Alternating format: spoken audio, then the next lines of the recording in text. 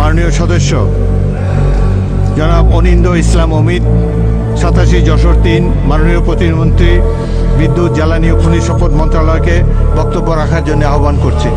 মাননীয় স্পিকার, আপনার মাধ্যমে মহান জাতীয় সংসদে উপস্থিত মাননীয় সংসদ নেতা, মাননীয় বিরোধী দলীয় নেতা এবং সকল সম্মানিত সদস্যকে সালাম এবং শুভেচ্ছা জানাচ্ছি। আসসালামু আলাইকুম রহমতুল্লাহ। দেশনেত্রী বেগম খালেদা জিয়া বাংলাদেশের গণতন্ত্রের প্রতীক, যিনি অত্যন্ত মাঝ বয়সে তার স্বামী হারিয়ে তার 2 নাবালক সন্তানকে মানুষ করবার দায়িত্ব ছেড়ে সারা বাংলাদেশে গণতন্ত্রকামী মানুষের জন্য গণতন্ত্র ফিরিয়ে আনবার জন্য রাজপথে নেমে এসেছিলেন।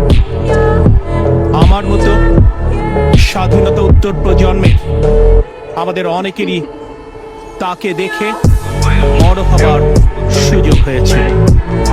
তার লড়াই, তার সংগ্রাম, তার আত্মত্যাগ, এই প্রত্যক্ষ করে আমরা বড় হয়েছি এবং দেশের প্রতি, জনগণের প্রতি দায়বদ্ধতা শিক্ষা গ্রহণ করেছি।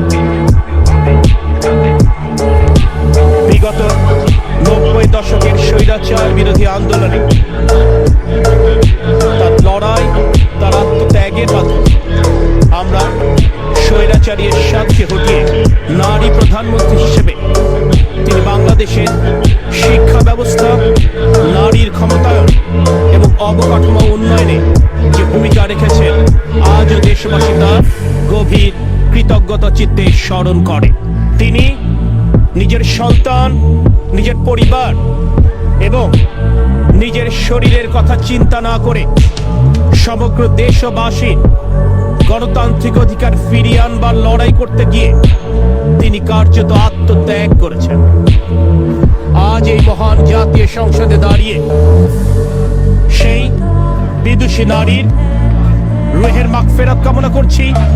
একই সাথে বাংলাদেশের গণতন্ত্রকামী মানুষের গণতন্ত্র ফিরিয়ে আনবার জন্য, বাংলাদেশের মানুষের আইনের শাসন ফিরিয়ে আনবার জন্য, মানবাধিকার সমুন্নত করবার জন্য তার লড়াই গভীর শ্রদ্ধা ভরে স্মরণ করছি।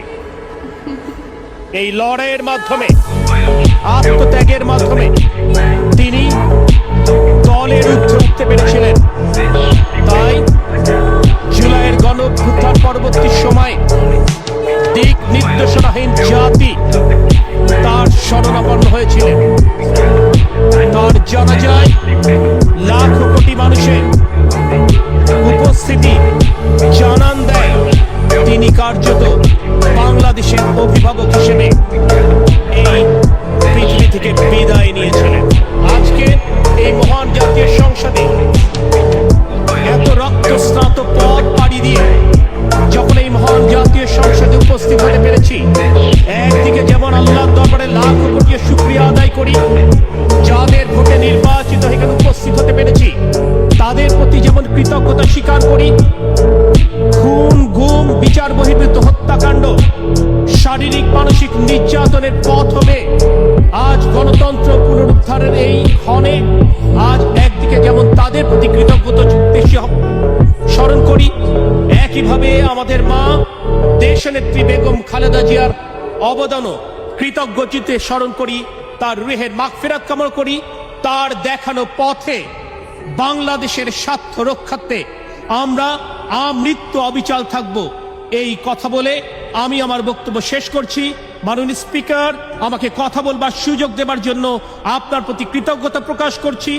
একই সাথে মাননীয় সংসদ নেতা এবং মাননীয় সদস্যবৃন্দের প্রতি কৃতজ্ঞতা প্রকাশ করে আমার নির্বাচনী এলাকা 87 যশোর 3-এর জনগণ আমাকে এখানে আসবার সুযোগ করে দিয়ে তাদের পক্ষে কথা বলবার সুযোগ করে দেবার জন্য তাদের প্রতি কৃতজ্ঞতা প্রকাশ করে আমি আমার বক্তব্য শেষ করছি। আল্লাহ হাফেজ। বাংলাদেশ জিন্দাবাদ। ধন্যবাদ মাননীয় সদস্য অনিন্দ ইসলাম অমিত।